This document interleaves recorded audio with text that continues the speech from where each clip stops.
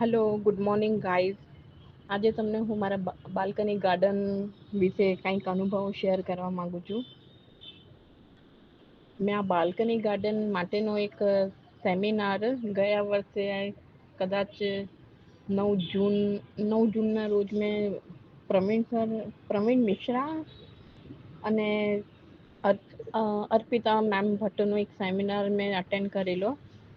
એ સેમિનારમાં મને ગાર્ડન કેવી રીતે કરવું, એમાં કઈ બાબતોનું ધ્યાન રાખવું, એ બાબતને મને ઘણી બધી સમજ મળેલ.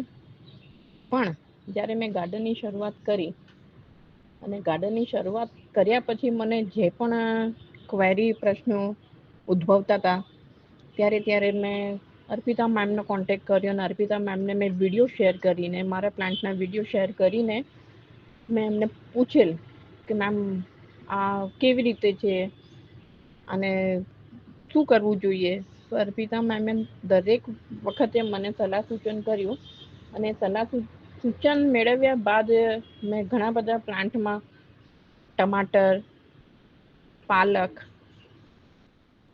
પછી લીલા મરચા, લીલા ધાણા, પુદીનો,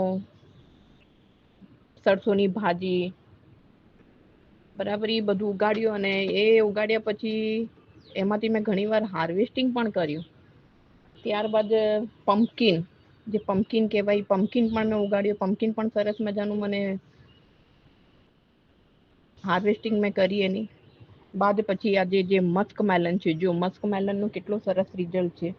એ મસ્ક મેલનમાં પણ મને સફળતા પ્રાપ્ત થઈ છે.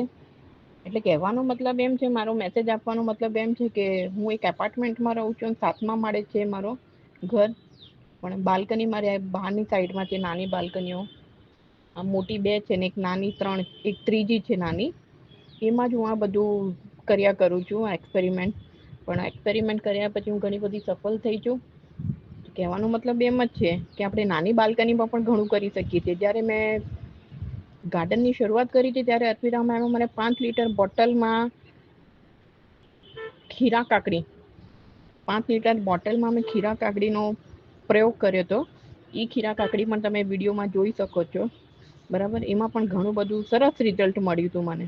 એટલે કહેવાનો મતલબ એમ જ છે કે આપણે ધારીએ તો બધું કરી શકીએ છીએ નાની જગ્યામાં. જરૂરી નથી કે મોટી જગ્યા હોત તો જ આપણે શરૂઆત કરી શકીએ.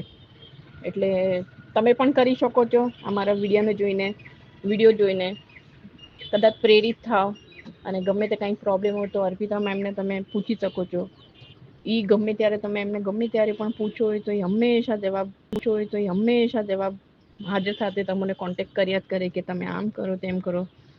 એટલે thank you Arpita ma'am, thank you so much.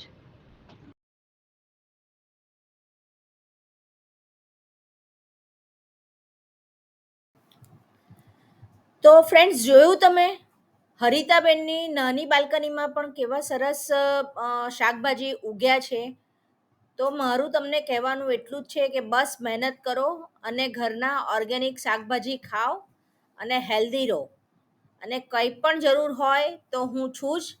Please contact me. Thank you.